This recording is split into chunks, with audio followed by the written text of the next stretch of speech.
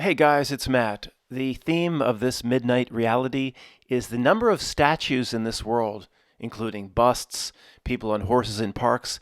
The number of statues in this world and the presentation of it is unnatural. When you're born into a world, well, everything just seems normal. We've become habituated to a lot of strange things. We grew up in it. But if you stop to think about it, this is just Lenin, of course. The number of statues just of Lenin, even if you consider the ones they took down, it was in the thousands. The old busts of the ancient figureheads from Greece and Rome. And if you just consider the number of statues around the world that exist, that focus people's attention, here's Lenin presented in the emerald green hijack. It's unnatural. It seems people would go, what are you talking about, Matt? It's only normal to us because this is the way life has been presented to us everywhere we go. These statues are everywhere. But what is the? We'll get to that in a few minutes. The meaning of one leg of the horse in the air, and how many military generals and military men are on horses all over the world. We're just so used to it, we don't think about it. But maybe there's another reason for these statues. Well, it certainly is a cementing of the script, right? It's a presentation or a reminder of what we'll just call the script. And no, I don't give these good people from the 1700s a pass either anymore. It could be more than that, though. Is it a way to focus conscious attention of real beings? Is it related in any way to Loosh? Is there something else? I don't know. I don't have all the answers. I just was thinking about this recently, and I notice and see things in a different way, you might say, than most people. So the number of statues around the world of these men, it's unnatural, and it is another example that it's likely this entity is very different from us, those that position themselves as being in power here. This is a different entity, may in some way use the energy. Anybody that gives a little look to that statue, whether they love the person being depicted or, as we'll see, hate the person being depicted, maybe in some way something is harnessing that. I don't know. But the number of statues, it's not normal. Is it something completely different? Does this type of entity need to be remembered to exist? Does it need to be somebody once a day may glance at, I don't know, who the hell's this? Cicero. Who's this fraud? These, I don't give these good men from the 1700s a pass anymore. That's all I can say. I've had issues before. But it's ironic because these are supposedly the men that gave us the ability to speak freely. Isn't that ironic? Do they need to present themselves and be remembered in order to exist, in order to keep existing, in order to come back? Where the entity or the being that you and I are, what does your inner knowing tell you? Do you need a statue? Do you need people in the afterlife to remember you and have their energy so you can somehow exist in the ether until you come back? No, your inner knowing is saying we don't need any of that. I'm confident if every single video I ever made goes away on the moment of my death and there ain't no record of me, I don't think it matters one bit to our type of entity. But to this entity, which positions itself as being in power here, it seems to need to be remembered. And maybe this is one of the ways it does it. Now, I've thrown a lot out. I don't have the answers, but I've probably hit on something that piques your interest, going, yeah, there's something to these statues potentially. Of course, if anybody stumbled upon this, they'd want to have me committed. The David statue, and David, a hero to hundreds of millions of average men around the world. Not all of us are showers. Some are growers, not showers. It's okay. Shrinkage is real. Sometimes it exists in this state. It's okay, men.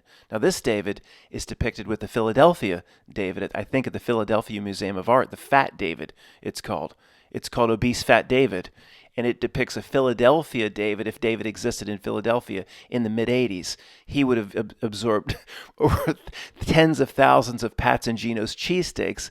Therefore, one physique would have transformed into the other. And I've been to Philadelphia. I can attest, it's a reason it's been voted the fattest city more than any other city. I think Cleveland actually probably ties. Sorry. If you're here to explore how the dark entities that position themselves as being in control here are different than you spiritually, we'll get right back to it.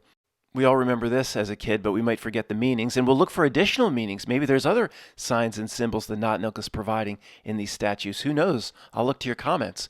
Significant meanings of horses' legs in a statue when, say, a general is riding that horse in a park. The statue of a horse with both legs uprising means the statue is in the memory of the soldiers who died on a battlefield. Okay, died on the battlefield. Two legs up, identical. Same model car and tire. Two legs in the air, died, went down on the battlefield. Gettysburg, we'll link this to Gettysburg so you never forget. Charged out and pickets charged and was just taken out. Two legs up. All right. Horse with one leg up in the air signifies that the rider died in injuries received in the war. Died of injuries later on, not in the battlefield, received in that battle or war. One leg up. Horse standing on its four legs, all four legs, with no legs up, indicates the person died of natural causes. Oh, the Klingons would be very upset, very disappointed in this person. Was in the battle, but died in natural causes. A Klingon loser. So in this way, it makes a presentation to the masses that the masses can understand. But could there be any clues or presentations made to themselves? For example, anything? I'll look to your comments. For example, if one arm is upraised in any way, like that middle picture there, then that might mean it's a Knot Nook insider that's in the know. If all the arms are down, it could be somebody just doing the bidding of the Knot Nook, but not in the know, believing in what they're doing. Maybe if they look to the right, it means something regarding a bloodline. We're just having fun, guy. I'm not going to go that far. This is just for fun. But the old guard, when I say they're capable of putting meaning in these statues that only they understand, the old guard would be like, Matt, are they capable of it? It's likely. What do you mean capable of it? The old guard would generally agree that there could be other meanings in here, but I don't think we'll ever really know. We could just have fun with it, make fun of it. See, they'll give it away and tell you there are meaning in the statues. They'll give away to the masses that there's meaning in the presentation of how these statues are positioned in the park. That's the giveaway. They'll always give part of it away. Then for themselves, there could be something that means things that we'll never understand. That's called esoteric knowledge to you and me. What does it mean if somebody climbs up on one of these statues and drapes a Trump flag around their neck like a Superman cape? Matt, don't give him that idea. They'll be doing it right up until Election Day. Then where will the Biden people put their flags? They're certainly not going to honor a military man that died in a war. I don't know. They'll string up little Sesame Street puppets around the city and put Biden flags on them. I don't know. But Matt, don't give him that idea. Oh boy. What does it mean if that happens? It means a bunch of idiots and morons have gotten to your statue, is what it means. How many hundreds of millions of people, or many more, over centuries have given in some way a little bit of energy and attention and focus onto a statue or on a bust? Not that type of bust, a marble bust head of an old Roman general or a Cicero type bust. How many hundreds of millions or billions have focused, given away a little bit of their energy? Where attention goes, right? Energy flows. Matt, how would the statue collect up the energy? How do I know? I've never heard that conversation brought up at the Eyes Wide Shut party. Maybe there's a raccoon inside each statue, peddling with little funnels to draw up people, the energy and attention of real people. And maybe only 1 out of 100 people that come by is a real type of entity that can actually give away the type of ambrosia louche that it needs. Look, I don't know. This is get a little stupid, I guess. But, you want to get stupid. Back to David. What conversations are taking place right here? How many conversations went like this? Honey, you said for years, you made me feel inadequate. This is David. This is supposed to be the ultimate man and the ultimate, or one would say, quintessential, if that's the right word or whatever that means, physique of a man, and you made me feel inadequate. Look, I want you to look at it, honey. I want you to climb up the leg and try to touch it. Look, see, there's nothing wrong with me. Completely unrelated to the video topic, guys, but I've got to give honorable mention in terms of what we're talking about to the one other man that made us all feel normal over the years, Adam at the top of the Sistine Chapel. I don't know exactly what he's sporting there. He makes David look large. All I can say is, Adam, maybe you're trying to touch God to get male enhancement. Adam, a role in the Chippendales, or even the Full Monty, the crew that presented in Liverpool or whatever. You're not gonna be amongst. There's other things you can do, Adam. The Chippendales is not for you. Who's laughing now, honey? Many statues, it seems, are designed to bring forth some sort of emotion or whatever that role of the individual's script will be as the script of the Knottnell plays out over the centuries. It can go from beloved, and maybe they steal that energy, to hated, and maybe they get even more out of that energy. And who knows? Think of the amount of negative energy focused on some of these statues. People think they're getting their revenge. The Knottnell might be saying, "Oh, it might be incredible ambrosia. Oh, give me more of that." And oh, all the hate. The Knottnell could be sucking it up and loving every bit of it. The hate towards the statue, a way of focusing the energy and attention of real people. Old guard's like, Matt, this ain't that out there. This is probably likely. I hear you, old guard. I hear you. This is Julius Caesar, I guess. What's that little baby or cherub thing clinging to his leg? What's that mini-me all about? But that's creepy, man. Julius Caesar. We should have celebrated Julius Caesar, right, just a few days ago on the Ides of March, the 15th. For 40 years, I thought it was the Eyes, E-Y-E-S, of March. I had no idea. And then I found out it was Ides. What's an Ide? The hell does that mean? It's like, what's a Ute? What's a widget? It doesn't matter. It's a fictional product. Tell that to the bank. What's an Ide? What's a Ute? I don't know.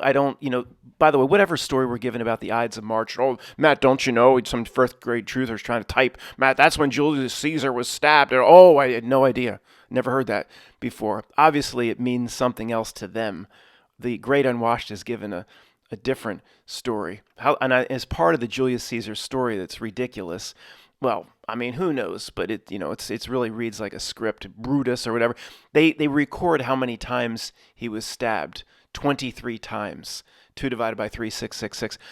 Back in the day, who's going to record how many times he was stabbed? And with that many, how would you even be able to document it?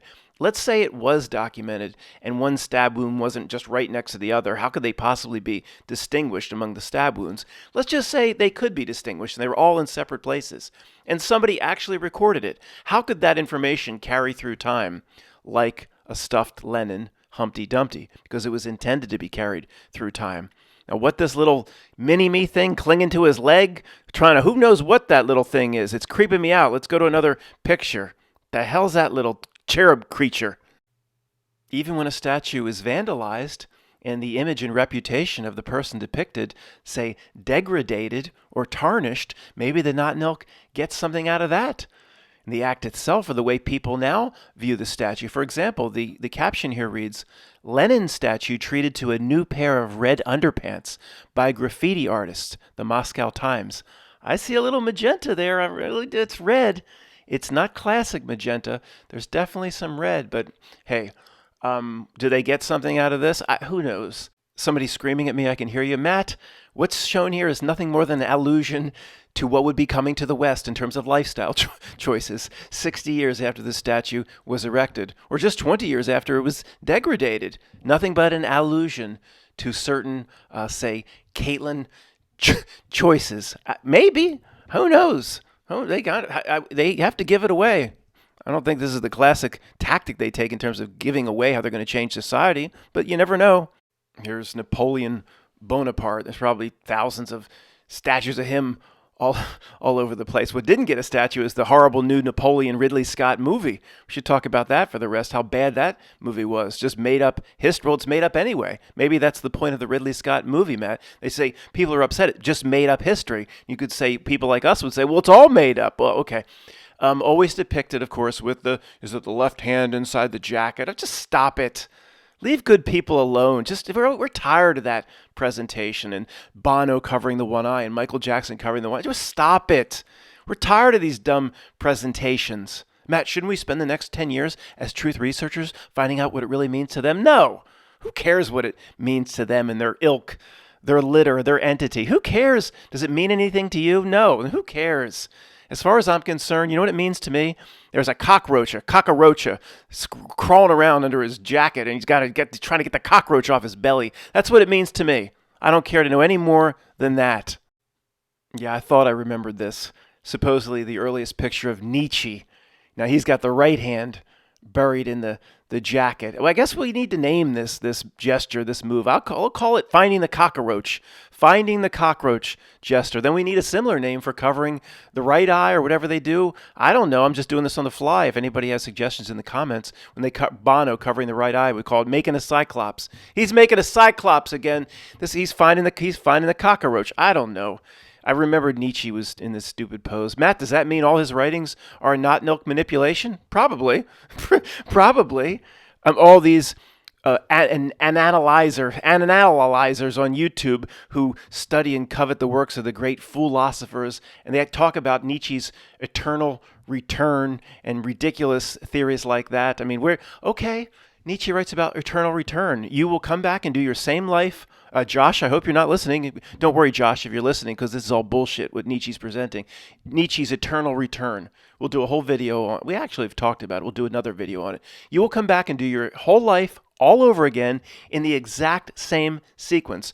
By that notion, Matt, you just said exact same sequence. You've said that in hundreds or potentially millions of prior lifetimes, exactly said like that, making fun of statues in the same exact way. Yes, that's according to Nietzsche. I mean, is there a more, maybe he's right for himself. That doesn't, it's not, hey, Frederick, you know what he's known for? You know what he's known for? Thus spoke Zarathustra? What? No, not thus spoke Zara, my cat, Zarathustra. He's most famous for the hardest name to spell in the history of the world. Not one person listening to the sound of the words coming out of my mouth can spell. You don't even know how to pronounce it, let alone spell it. Is it Frederic, Frederica, Friedrich, Nietzsche, and Niesca? Who knows? He's got the hardest name to spell and pronounce of all time. That's what he's known for. Thus spoke Zarathustra. Who the hell's Zarathustra? And what does he mean by the Superman and all this horse shit? We'll have to analyze this Nietzsche character soon. Matt, you read the collective works so you can provide a legitimate analysis? No, I never read squat. I've read the Cliff Notes. I've watched videos about it. If somebody has put in the time, right? If somebody's put in the time and said this is what Nietzsche's beliefs are, and that interpretation is accurate, why do I have to go read it? He's accurately or she's accurately representing what Nietzsche's beliefs are. If somebody tells me about eternal return and says this is what he believes, I don't have to go read it myself. I can still make fun of it and trash it. I came across another depiction of Adam in the original moment with the serpent there in the Garden of Eden. And I'm showing this to you because you could say it's slightly less embarrassing, but in a way more embarrassing. Yes, it can be seen here. It hasn't shrunken in like a turtle into a shell. It can be, but there's supposedly that let's just pretend it's a beautiful woman laid out in front of him. It looks like a linebacker on the Philadelphia Eagles or somebody that plays for the Springboks in South African rugby. Is that the way? Did a woman really have 18-inch arms with triceps that would be better than Arnold Schwarzenegger's when he won the 1970 Olympia? Okay, let's just assume it's supposed to be a beautiful woman. The beautiful woman is laid out naked in front of him. And that's the best he can sport. I don't know if this is more embarrassing for Adam or less than what we looked at before. At least it's not, you can see it. It's not withdrawn into a turtle shell like what's depicted atop the Sistine Chapel.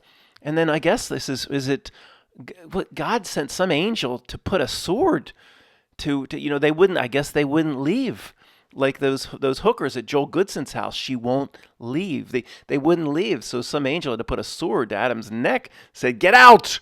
You took the bite. Get out!" I don't know. Now did the old Renaissance masters? Why did they mostly depict women? Now that this woman, by the way, maybe it's a Mandela effect or some sort of a retrocausality. They're not just look at that. Eve on the left, not just little plump, Matt. Somebody trying to tell me, well, they liked him a little plump back in the day. Yeah, I'm aware of that. But look at the bicep. Look at the. This could be retrocausality, guys. Look at the forearm. It's Popeye would be envious. Look at the gigantic sweeping leg muscles. Earl Campbell, a famous running back in the NFL. and the runners for the Springboks would be envious of the muscles, the gluteus maximus, which is the butt. She's carrying a lot of fat, but she could literally, with just 6 weeks of training and say a Hollywood-style steroid cycle, she could be Miss Olympia. Eve, guys, I don't know, man. I never seen Eve depicted literally like Corey Everson. She could beat Corey Everson. That was Miss Olympia back in the day when I read those muscle and fitness magazines. Matt, is this what the channel's going to be now? I presented a small segment of dark truth to those that are addicted. The statues are probably taking your energy, and the entity that puts up all the statues is different than you. I did that. Now we do this. Okay, for those that want more depressing screen or outer ring of reality or asshole dark news, here it is. Came across this while looking at David. Matt, what were you looking at? Now stop it. Florence Museum wins copyright lawsuit over image of David. Boy, are they the Not Milk. One of its main tactics is to really put the squeeze on copyright worldwide. And monsters like this, I think this is the curator of the museum, monsters like this woman or whatever this thing is depicted helps the Not Milk put the squeeze on copyright, or at least put it out into the court and into the public record that you don't use any image without our damn permission. Michelangelo's David, 1501-1504, has made quite a stir this year. A Florida principal was forced to resign after parents complained that an art teacher had shown the Renaissance sculpture to her sixth-grade students, and an Italian restaurant had to partially conceal the statue's genitalia in a Scottish Subway advertisement. Okay, guys, I wasn't even aware that this was part of the story. The story I want to talk about is coming. But see, the Not Milk is huge on confusion and irony. So you have to conceal part of the genitalia of the David statue, but everybody on Earth is 2 clicks away from hardcore pornography via certain sites. A fifth grader could get on 2 clicks away from hardcore pornography that I can't even mention, and we can keep our lunch down. 2 clicks away, but David's statue has to be covered up. The Not Milk is a master. It confuses the subconscious and unconscious. People can't reconcile how the world is so at odds with the way it presents itself. And then, like most people around us, they slowly go insane. This is the part I wanted to talk to you about. Now David is once again in the headlines after Italy's Ministry of Cultural Heritage and Activities and Tourism won a lawsuit against Conte Nast Traveler, that's a magazine, which published a magazine cover with a model posing as the sculpture 3 years ago. What the heck? The publisher used the Renaissance sculpture's likeness for the August 2020 edition of GQ Italia, superimposing a photograph of model blah, blah, blah on top of the David, ultimately creating the image of a chiseled modern-day man posing as the 16th century statue. Did Conte Nast did not pay a usage fee to the Galleria where David is, which has exhibited the statue since 1873. The court of Florence ruled in favor. This is almost unbelievable, even to us. Court of Florence ruled in favor of the Italian Culture Ministry. So a lot of times, Bill will make a poster that, like after the fact, he'll hear something in a presentation that I make and say that might make a fun poster. So Bill, know that if you put the David in whatever you might be picturing. I think Bill right now is putting Elon Musk's face on the David. Bill, the lawsuit from the Italian Culture Ministry is coming. I mean, you've got to be kidding me. I mean, what sort of guys? This is, we want to blame that whatever that woman was depicted, or this is all Not Milk. The people that resonate with the Not Milk are on its frequency. The Not Milk is gigantically into imposing copyright restriction at this moment in time. And the message is quite simple. That, again, one thing you cannot do on your own. One more thing where you need to go to it for permission. You can't even put your face, if you do it in a fun little app on your phone, if you put your face on David and you send it out, they might sue you over it. I mean, it's so absurd. They hold no ownership. They should hold no ownership over David. if the world was not completely bastardized and ruined, the only person or family that could ever bring lawsuit would be the heirs or relatives of Michelangelo. Only the family of, I probably doesn't exist, of course, but nobody could own David other than the original artist. I mean, you've got to be kidding me. Guys, Matt, don't get sucked in. The not milk is out to piss you off. Oh, absolutely. Absolutely. And that's why we try to laugh at it more than cry over it. Oh my God, this is it. I just found it. This is almost unbelievable to me. The world is broken down across the board. People like us expect almost anything. And this is almost one of the most unbelievable things. I just can't possibly fathom this is true, which it is. But is GQ owned by Conte Nast? It doesn't matter. This is where the lawsuit came from. I don't even know what to say. At the top, publisher was debasing, obfuscating, modifying, humiliating the high symbolic and identity value of the work of art and subjugating it for advertising and editorial promotional purposes. How was it humiliating? The guy on the left's pretty darn good looking and is in good shape, and it's in no way humiliating. The Philadelphia Fat David is humiliating. Are they getting sued? Let's continue to read. The Florence court ruled on May 15th that the publisher must pay the museum two separate amounts, £20,000 for the licensing fee. So everybody that goes in and takes a goddamn picture of David and then tries to use it to make money, some kid takes a picture of David and puts it on the maybe they sell lemonade or something, says David's lemonade, and puts a little picture of the David statue they took on the street corner as they sell their lemonade. The museum's going to sue the little kid with the lemonade, that Alex's lemonade stand, for £20,000 for the licensing fee. An additional £30,000 for the way in which David's image was distorted for the magazine. Guys, how can this possibly be true? He's just posing like what? This is one of the most disturbing things I've ever come across in all the years I've looked at Not Milk. I'm telling you guys, this eclipses almost everything to me, because this is just impossible in any sort of semblance of a normal world. I mean, honestly, the 7-Eleven job application, 2001, that makes more sense to me than this. An evil force put together something in 2001, conducted a ritual for themselves in order to move or shift reality. That actually makes sense to me, considering the world we live in. This is impossible, or it should be impossible. The court, I mean, who's in the court? That this would have been presented, and a judge would just say, what are you wasting my time? Somebody's posing like the statue. Well, so what? Get out of here. You don't own the statue. Michelangelo does. Unless there are any heirs or relatives of Michelangelo, get out, and you're fined €500 for even wasting my time. But judgment found 4 with penalty? I have to. It's almost like I have to be missing something, and I can't be. The story's right in front of me. Was that the woman we showed? Cecile at the bottom. Cecile Holberg, director of the Galleria, blah, blah, blah, blah, blah, called the ruling a great achievement for the institution. A principle has now been affirmed. That's right. The Not Milk loves it.